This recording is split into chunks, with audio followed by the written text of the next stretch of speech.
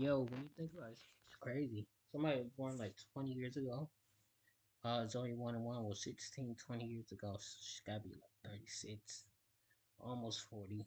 Man, I've been looking at a lot of people from like people I grew up watching, man. I'm thinking these guys are like 5, 10 years older than me. They're only like 2 years older than me, bro. Like, what? What the hell? Like, bro, if I was a child after, like, bro, we all be the same age. Like, how does that happen? Um, nigga old. I'm not even old. They ain't even old. It's like I expected them to be, but they not. They just look it.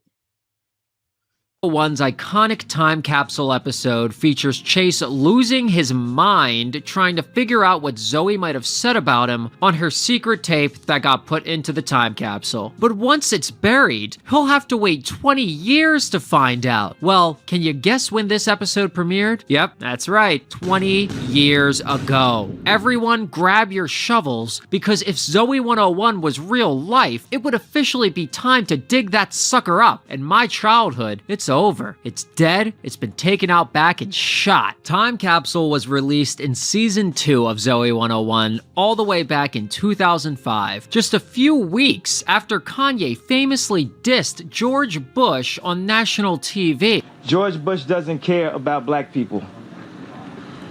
And this is an episode I have always remembered ever since seeing it back when I was a kid. I remember thinking 20 years seemed like an impossibly long time to wait, and yet here we are. And clearly, it stuck with a lot of people, because this was the only episode special enough to get Dirty Dan to come crawling out of his foot cave and give us a sequel in the form of a 5-minute YouTube video. 10 years after this episode premiered. So guys, in honor of the 20th anniversary of this memorable episode, it's definitely time to crack that time capsule right open and take a look back to see if the episode still holds up. And I'll be going over the weird sequel short after covering the episode as well, so be sure to stick around. You don't want to miss that shit. As always, guys, if you enjoyed this video, be sure to give us a like and maybe subscribe, you know? I may just slide into the DMs of my childhood crush if you do. And if you have any other episodes or shows you'd like me to cover, let me know down in the comments. Alright, let's dive in. Before class starts, the boys are clowning on an old PCA yearbook from the 80s. Where did they even get that from? The girls walk over and start clowning on the yearbook too. Looks like PCA used to be a school for geeks and losers. Their teacher walks over and he's a little offended because the yearbook they're trashing is actually his old yearbook from back when he attended PCA in the 80s. He tells the kids they can laugh, but people in 20 years will probably be laughing at their outfits. I doubt it. This shirt will always be hot. Yeah, it will. And feeling inspired, Zoey comes up with the idea to make a PCA time capsule, and the teacher is instantly on board. He decides to make it an actual class project for everyone to bring in something that represents who they are right now to put in the time capsule. Okay, first of all, what class even is this? In what class would creating a time capsule actually relate to the studies at hand in any capacity? This is the same teacher we see in the Jet X episode when the kids make commercials. So I would assume it's like a film or broadcasting class, but creating a time capsule has nothing to do with that at all. Second, this time capsule project didn't exist until Zoey started flapping her lips. Now all the kids have to scramble to come up with something to hand in for an actual grade? Zoey is the worst. Cut to Logan, literally about to bust a fat load right in his shorts while looking at pictures of himself on the TV. He's trying to choose the best photo to leave in the time capsule as his project. Okay. I love that he could just be doing this on his laptop, but instead, he decided to plug into the HDMI to blast himself on the entire TV. Yeah, you're looking good. Nice.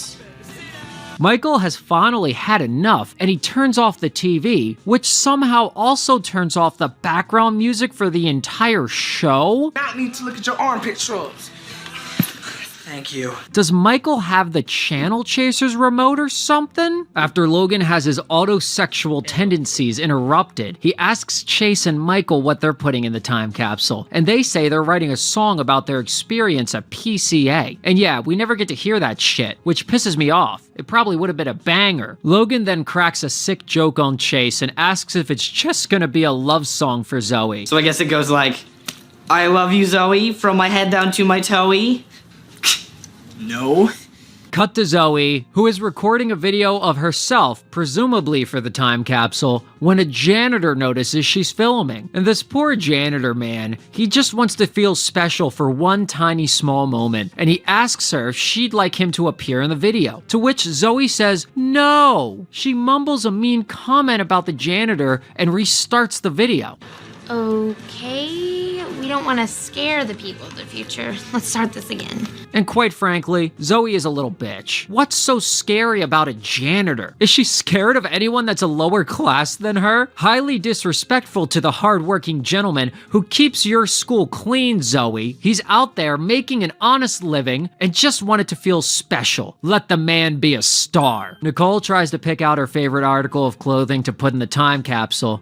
Sure. Really believable that a girl obsessed with clothing would part ways with her favorite clothing item. And Lola says she's not doing the stupid assignment and they both just try to go to bed. But Quinn's snoring keeps them up and they're not happy about it. But to be honest, they should probably blame PCA for having walls so thin that they could hear her snoring through the walls as if she was in the same room. Also, how was this not a problem earlier? Haven't they lived next door to Quinn for a little bit now? Did she just develop snoring out of nowhere? Meanwhile, Zoey and Chase are chatting about their time capsule projects, and Chase finds out that Zoey talked about all her different friends at PCA, including him, on the tape she recorded. He asks her what kind of comment she said about him, and she cheerfully replies that he'll find out in 20 years and runs off to class, leaving Chase alone and upset. Okay, Zoey's dumb as hell for not realizing that Chase is in love with her from this conversation alone. But if you were talking about me, you might say,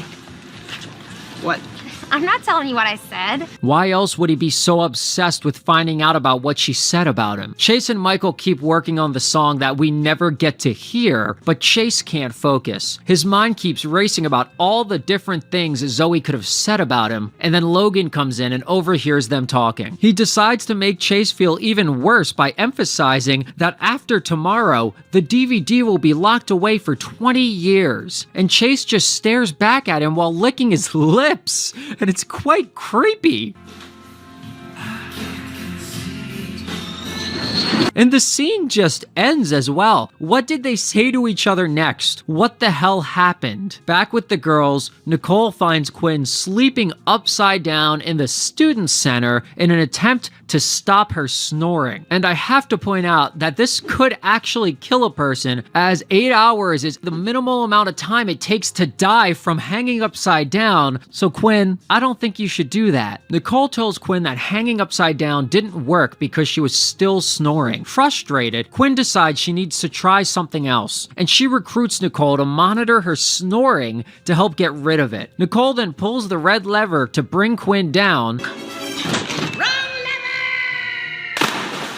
and Quinn falls, breaking her spine and possibly paralyzing her for life. My God. Cut to the project due date and everyone is dropping their trinkets into the time capsule. Logan autographs his own picture before throwing it in, and this pisses me off because he actually only signs the glass on the photo frame. Bro didn't sign the actual picture at all. That's not how autographs work. When it's Lola's turn to put her item in, she turns on the acting and says she planned on putting her grandmother's locket in the time capsule, but it's all she has left of her, and breaks down into tears. Mr. Bender is a pushover and gives Lola full credit for the assignment, and she walks off all smug. Acting. I'm pretty sure she's close enough to the teacher that he would have heard her say that. And again, what does any of this have to do with anything they've been learning in class at all? So they bury the time capsule, and that's that. Class ends, I guess. And that must have taken literally 5 to 10 minutes max. What are these kids paying for if not an education? Also, the guy on the left is wearing jean shorts in the wide shot, but full-on jeans in the close-up. I don't know. Late at night, Chase has a dream 20 years into the future, the year of 2025. Yeah, right now. And I don't know how I feel about that, but I know happy is not the feeling. In his dream, Chase is watching Zoey's DVD in hologram form, 2025 things, and Michael wakes him up right before he can hear what she has to say about him. And Chase must have given himself a concussion. Bro, that looked rough. Chase crashes out on Michael as if he was really about to hear the truth from the DVD in his dreams. Brother, it was your own mind's creation. It wasn't the real video, buddy. Chase then tries to go back to sleep, but he can't. So he decides to drag Michael out into the pouring rain to dig up the real time capsule. Let me just say, Michael is a good friend. I'm tired of this, Grandpa. That's too damn bad! They complete their mission and get Zoey's DVD from the capsule and then rebury it. Back with the girls, Quinn and Nicole are still trying to fix the snoring issues. Quinn busts out some rare South African guppies and then snorts the guppies like they're poppers. And I could not be any more displeased. Meanwhile, Chase starts watching Zoey's DVD and he's finally about to hear what she said about him, but he pauses the video just as she mentions his name. He closes the laptop and wakes Michael up to talk to him. Is it wrong? Does it feel wrong? Kinda. Then, you don't need to ask me what you already know.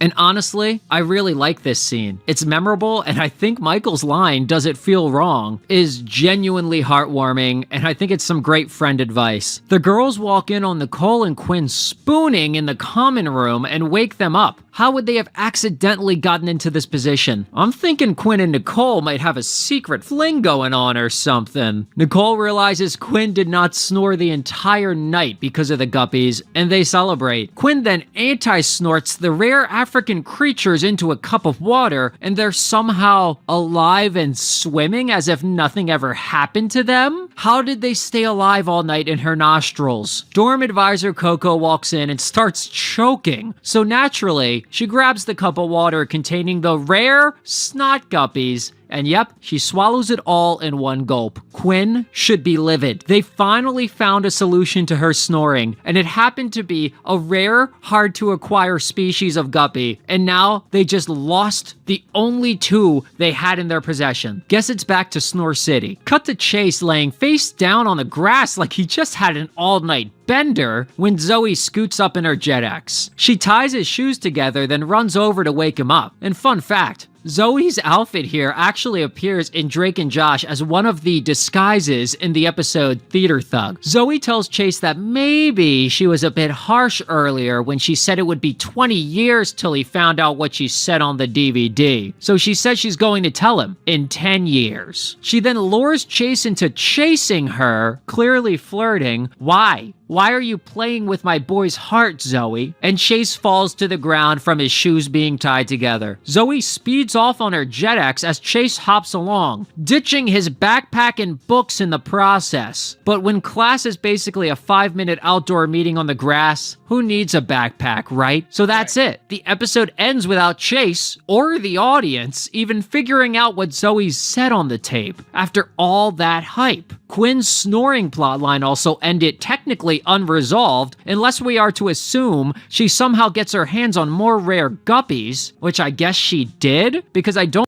possibly had to say about Chase on the tape. He knew we were desperate for more. So a cool 10 years later, he dropped a YouTube short on all of us called What Did Zoey Say? The short starts off with a random blonde lady sitting at a table with our boy Chase Matthews. Turns out it's his girlfriend, and he's actually proposing to her with a clamshell. And in a less than fancy restaurant, might I add, proposing in a burger joint is downright crazy. He accidentally calls the girl Zoey's name whilst proposing. Alyssa.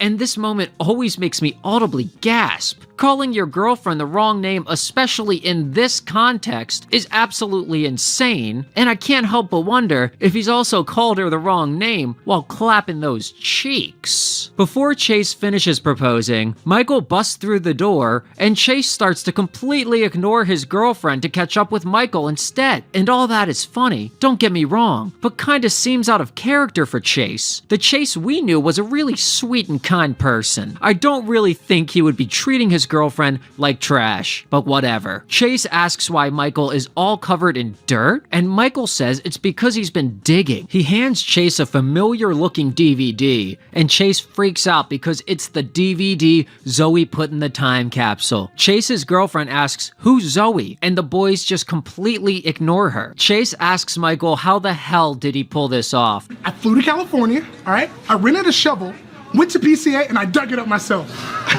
And okay, alright, let's unpack this real quick. Michael's clothes are still dirty, implying that he just dug up the time capsule and then came straight here. But they're both acting like they haven't seen each other in years. How did Michael even know Chase would be here? Who gave him the address of this restaurant? How long has Michael been dirty on the streets, hopelessly looking for Chase? Chase reminds Michael that it's wrong to watch the DVD without Zoey's permission, but Michael reminds him that Zoey said he can hear what's on the DVD in 10 years, not the original 20. Chase's girlfriend butts in to ask if this could wait till after they finish getting engaged, and Chase ignores her and instead asks everyone in the restaurant for a DVD player. Sadly, no one has a DVD player on hand, so Michael says he'll just read it to Chase since he transcribed the entire video. Who the fuck does that? Michael really went and dug up the time capsule, watched Zoey's DVD, and transcribed the entire thing, all without being asked? What even made him think to do all this? Especially when Chase himself seemed to have moved on. Before Michael finally reveals what Zoey said, Chase pulls out a giant-ass picture of Zoey to stare at to help sweeten the moment. Chase's girlfriend is rightfully upset and everyone keeps on ignoring her. Michael starts reading the note and reveals that Zoey basically knew that Chase had a crush on her. Chase freaks out and says, "She knew?" And Michael says,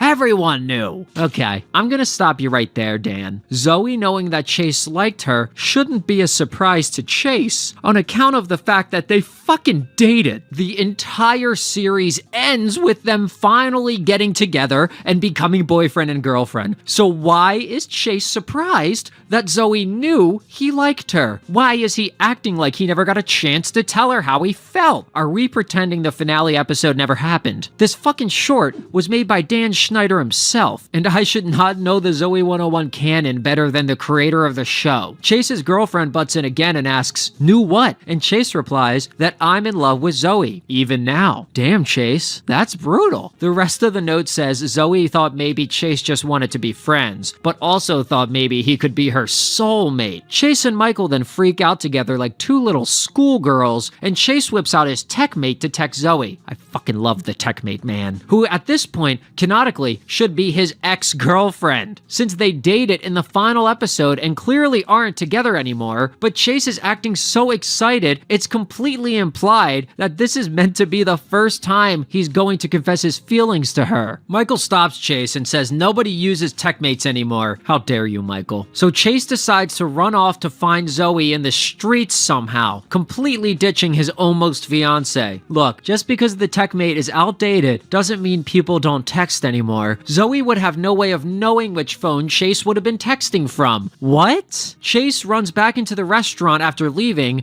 and his girlfriend thinks she might have one last chance. But Chase just snatches the ring back from her and just runs off again to find Zoey. Then, Michael asks the poor heartbroken girl if he can go to her house to take a bath, and then the iconic Zoey 101 theme song starts playing. Okay, tell me you couldn't get Jamie Lynn Spears to agree to appear without telling me you couldn't get Jamie Lynn to appear. This trash was downright embarrassing, and it's disrespectful to the lore of the show. Absolutely unacceptable. Dan thought he was being clever making a 10-year follow-up since Zoey agreed to tell Chase in 10 years in the original episode, but he doesn't even get his own lore lore correct from the rest of the show. How the fuck do you mess up a show's lore in 5 minutes? And that entire journey was actually a pretty brutal experience from beginning to end. Let's just take a look at what really happened during the original episode. Zoey gets the entire class roped into an extra assignment that wasn't even originally planned in the teacher's curriculum. The kids pick random items to put in the time capsule and bury it. Chase digs it up to watch the DVD, and then he doesn't watch the DVD, and that's it. Then in the 10-year follow-up video made by Dan Schneider, we see that Chase has turned into a total jerk, using an innocent woman as a placeholder girlfriend when his heart has really never moved on from Zoey. Very sick and wrong. And what's even more upsetting is them butchering the canon of the actual show. The entire series ends with Zoey and Chase dating. All right. Don't break my boyfriend. They kiss, and Zoey calls Chase her boyfriend. So why does this entire video act like that never happened, and she is still a long shot crush that he has no idea would ever like him back? Disgusting, offensive, and unnecessary. So there you have it. 20 years later, after unpacking the entire time capsule saga, I can safely say that this Nothing Burger episode and its lore-shattering follow-up should both stay buried deep in the ground where they can never hurt me again. But enough of me yapping. What do you guys think about Time Capsule and the follow-up video? What did Zoey say? Do you agree with me that the original episode was pointless and the follow-up video was even worse? Or do you think I'm being a little bit harsh? Let me know how you're feeling down in the comments, and let's kick it. And if you stuck around this long, maybe consider subscribing and checking out some other videos. If you do, I will leave my credit card at an undisclosed location and then leave a clue as to where you can find it. And for my Patreon and channel members, I have... Wow. Just wow, man. What you said does add up, but bro, it's a show. Don't look too much into it. I think the movie was the same exact way. They wanted to be together, but they couldn't. But then they did. It was like, anyways.